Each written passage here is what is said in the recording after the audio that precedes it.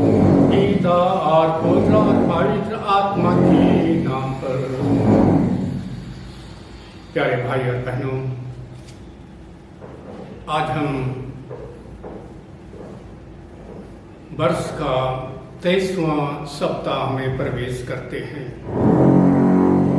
आज के सुसमाचार के संदेश के आधार पर आइए हम सब कोई चिंतन करें। Hallelujah, hallelujah. सारांश, यीशु का अनुसरण करने तथा उनका शिष्य होने का मूल्य अगम है। आज के सुसमाचार के शुरू में वचन कहता है, एक बड़ी भीड़ यीशु के साथ हो गई और यीशु ने मुड़ करके उनसे कहा, यदि कोई मेरा अनुसरण करना चाहे, मेरे पास आना चाहे और अपने पिता और माता पिता और पत्नी और बच्चों को, भाइयों और बहनों को, और हाँ, अपने प्राण से भी वैर ना रखे, तो यीशु कहते हैं मेरा शिष्य नहीं हो सकता है। हालेलुया। मैं दोहराता हूं इसको, यदि कोई मेरे पास आना चाहे और अपने पिता और माता और पत्नी और अपने बच्चों और अपने भाई और बहनों और हाँ, अपने प्राण से भी वैर ना रखे, तो वह मेरे शिष्य होने के लायक नहीं हो सकता। हालेलुया। जो अपना क्रूस नहीं उठाता और मेरे पीछे ना आए, वह मेरा चेला नहीं हो सकता है। हालेलुया। तुम में से ऐसा कौन है? प्रभु यीशु हमारे सामने दो उदाहरण को रखते हैं। तुम में से कौन ऐसा है जो घर बनाना चाहे और उसे पूरा करने के लिए उनके पास पर्याप्त धन ना हो, तो जब वह नींव डाल चुका है और उसके बाद पूरा ना कर सके, तो जितने लोग उनको देखेंगे, वे सब यह कहकर उनका उपहास करने लगेंगे कि यह तो घर बनाने लगा पर बना नहीं सका। या कौन ऐसा राजा है, यीशु कहते हैं उदाहरण में, जो दूसरे राजा से युद्ध करने के लिए निकलेगा, दूसरा राजा उस पर चढ़ाई करने के लिए आ रहा है, तो पहले बैठ करके विचार नहीं करेगा कि जो 20,000 सिपाही लेकर के उसके विरुद्ध आ रहा है, क्या वह जो उनके पास सिपाही हैं 10,000 उनका मुकाबला कर सकेगा? यदि नहीं, तो जबकि दूसरा अभी रास्ते में ही है, वह एक प्रतिनिधि मंडल भेजेगा और शांति का शर्त उनके साथ रखेगा। हालेलुया। प्रभु यीशु यहाँ पर दो उदाहरण को दे करके हम ईसाइयों को, हम ख्रिस्तियों को एक विश्वास करने का मतलब प्रभु वचन पर विश्वास करना चाहिए का संकेत दे रहे हैं। सो प्रभु कहते हैं, तुम में से जो कोई अपना सब कुछ मेरे लिए नहीं छोड़ेगा, वह मेरे सेवक, मेरा शिष्य नहीं हो सकता है। जैसे संत लूकस का ये 14 अध्याय का 25वां लाइन से लेकर के 33वां लाइन का वचन कहता है। प्रिय भाइयों और बहनों, एक सर्व घोषित ईसाई बना प्रभु यीशु मसीह के शिष्य के बीच एक अलग अंतर है। आज की संस्कृति में एक ईसाई होने का मतलब है कि यीशु को मसीहा मानना, लेकिन हमारे पास यह समझने का कोई तरीका नहीं है कि कोई वास्तव में क्या मानता है और कैसे सोचता है, कैसे आचरण करता है, क्योंकि दुश्मन ने चर्च को आश्वस्त किया है कि हम यीशु में विश्वास कर सकते हैं, एक बात, और पूरी तरह से भगवान के वचन पर पूरी तरह से विश्वास नहीं कर सकते। भगवान के वचन पर विश्वास नहीं कर सकते। हालेलुया। यह विश्वास करने का कोई तार्किक अर्थ नहीं है कि बाइबल यीशु के बारे में क्या विवरण देता है, फिर भी अन्य क्षेत्रों में जो कहता है उसका खंडन या अविश्वास करता है। हालांकि अनगिनत स्वघोषित ईसाई अपने दिलों और दिमाग से, मैं कहूंगा, सामंजस्य स्थापित करने में विफल रहा है कि यीशु और बाइबल आपस में जुड़े हुए हैं। हालेलुया। आदि में वंश था। संत योहान कहते हैं अपने सुसमाचार में, आदि में वचन था और वचन परमेश्वर के साथ था और वचन परमेश्वर था। ये बाइबल का वचन हमारे सामने इस सत्य को रखता है। हालेलुया। और वचन देहधारी हुआ और हमारे बीच में बस गया और हमने उसकी महिमा अर्थात पिता के इकलौते पुत्र की के जैसे महिमा देखी है, जो अनुग्रह और सच्चाई से परिपूर्ण है। यूहान के सुसमाचार पहला अध्याय का 14 लाइन कई मायने में बाइबल के पूर्ण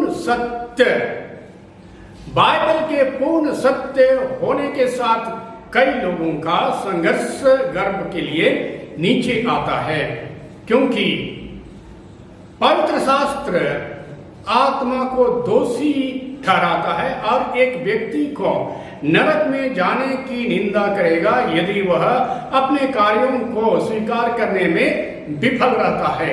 तो वह वास्तव में पापी है और ना ही उसके पापों का पश्चाताप करता है। अपने दिल को भगवान में मिलान जरूरी है। हालेलुया।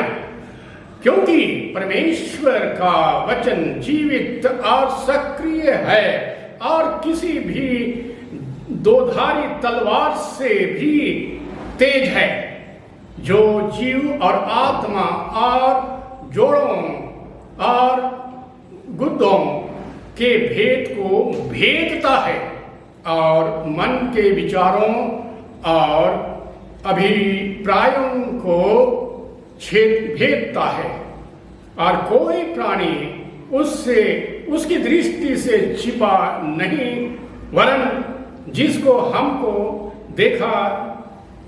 लेखा देना चाहिए उसकी आंखों के सामने सब नंगे और प्रकट हैं। जैसे इब्रानियों के नाम संत पौलुस का पत्र 4 अध्याय का 12-13 लाइन कहता है। हालेलुया। इसलिए यह अनिवार्य है कि हम लोगों को स्वघोषित ईसाई धर्म और बाइबल के शिष्यत्व के बीच में अंतर को समझना चाहिए। इसके लिए एक व्यक्ति को प्रभु यीशु मसीह के लिए अन्य सभी बातों को, यहाँ तक कि अपने स्वयं के जीवन को त्यागने की आवश्यकता है। Hallelujah, hallelujah. यीशु में पूर्ण भक्ति होनी चाहिए। संत लूकास 14 अध्याय ये 25वां से लेकर के 33वां लाइन का वचन कहता है कि शिष्य बनने की कीमत और अच्छे कारण के लिए हकदार है प्रत्येक व्यक्ति, क्योंकि यीशु ने विश्वास और प्रतिबद्धता को एक दूसरे स्तर पर ले लिया। उसे हमसे पूर्ण भक्ति की आवश्यकता है हमारे द्वारा, जिसका अर्थ है कि हम अपने आप को या अपने परिवार को उससे ऊपर नहीं उठा सकते हैं। इसके बजाय हमें सबसे पहले उसके साथ, यीशु के साथ अपने रिश्ते को प्राथमिकता देनी चाहिए। हालेलुया। वचन कहता है, जो कोई पिता या माता को मुझसे अधिक प्रेम करता है वह मेरे योग्य नहीं है। जो कोई पुत्र को या पुत्री को मुझसे अधिक प्रेम रखता है वह मेरे योग्य नहीं। साफ साफ प्रभु यीशु हमको कहते हैं, और जो कोई अपना क्रूस दे करके मेरे पीछे नहीं चलता है मेरे योग्य नहीं है। हालेलुया। जो कोई अपना जीवन पाएगा वह उसे खोएगा, और जो मेरे निमित्त मेरे लिए अपना प्राण खोएगा वह उसे पाएगा। हालेलुया। संत मत्ती का सुसमाचार 10वां अध्याय का 37वां लाइन से लेकर के 39वां लाइन एकदम साफ और स्पष्ट हमसे कहता है, यीशु हमारे शाश्वत ऋण को चुकाने के लिए हमारी एकमात्र आवश्यकता के रूप में हमारे हृदय की पूर्ण भक्ति की मांग करते हैं। या यहाँ तक कि ये नहीं, लेकिन हमारे दिल को का ये 100% मांगते हैं। 50 नहीं, 75 नहीं, 99 नहीं, लेकिन 100% हमारे दिल को प्रभु चाहते हैं, हमारे दिल की का समर्पण। हालेलुया। इस प्रकार ईसाई होने के कारण बपतिस्मा लेने के साथ हमें यीशु को छोड़ना ऐसा हमारे लिए मुश्किल है। हालेलुया। क्योंकि इसका मतलब है कि हमें पवित्र शास्त्र की शिक्षाओं के साथ संरेखित करने के लिए अपने जीवन को फिर से प्राथमिकता देनी चाहिए, और हम समर्पण और अधीनता के साथ संघर्ष करते हैं, क्योंकि हम चाहते हैं कि हमारे जीवन के अंतिम नियंत्रण में होने के लिए। हालेलुया। इसलिए चाहे वह हमारे प्रियजन हो, हमारा धन हो, हमारा समय हो, हमारी सुरक्षा या हमारी सुविधा, हमें किसी भी झूठी मूर्ति की सेवा करने के लिए से बचना चाहिए। हालेलुया। यदि हम स्वयं को केवल स्वयंभू ईसाई नहीं बल्कि यीशु मसीह के भक्त अनुयायी के रूप में पेश करते हैं, क्योंकि तेरा परमेश्वर यहोवा भस्म करने वाली आग और जलने वाला परमेश्वर है। जैसे विधि विवरण 4 अध्याय का 24वां लाइन कहता है, कोई 2 स्वामी का सेवा नहीं कर सकता। वचन कहता है, क्योंकि या तो वह एक से वैर करेगा और दूसरे से प्रेम रखेगा, या एक से के प्रति समर्पित होगा और दूसरे के को तुच्छ जानेगा। हम और आप परमेश्वर और धन की सेवा नहीं कर सकते। जैसे संत मत्ती का सुसमाचार ये 6वां अध्याय का 24वां लाइन कहता है। हालेलुया। दुर्भाग्य की बात है, दुर्भाग्य की बात यह है कि कई चर्च और पुरोहित, याजक, पादरी सुसमाचार को समर्थन देने और अविश्वासियों को झूठी आशा देने के लिए दोषी ठहराते हैं। हालेलुया। कि वे खुद कोई ईसाई घोषित कर सकते हैं और पूरी तरह से बाइबल पर विश्वास नहीं करते। आज चुनौती यह है कि पुरोहितों को, याजकों को, पादरियों को, लोगों को यह बताने के लिए लुभाया जाता है कि वे क्या सुनना चाहते हैं, बजाय इसके कि वे क्या सुनना चाहते हैं, क्योंकि समावेश और आराम हमारी संस्कृति में सर्वोच्च है। इसलिए स्थानीय निकाय में बढ़ती संख्या को बनाए रखने के लिए उसके प्रेम के पक्ष में परमेश्वर के क्रोध को दरकिनार करना विशेष रूप से बाइबल के शिष्यत्व की हानि के लिए लगभग सामान्य है, क्योंकि वह समय आ रहा है जब लोग खरा उपदेश ना सुन सकेंगे, क्योंकि कानून की खुजली के कारण अपनी अभिलाषाओं के अनुसार अपने लिए उपदेशक बटोर लेंगे और सत्य की सुनने से फेर लेंगे, सत्य को सुनने के लिए फेर लेंगे अपने कान और कल्पित कथाओं में भटक जाएंगे।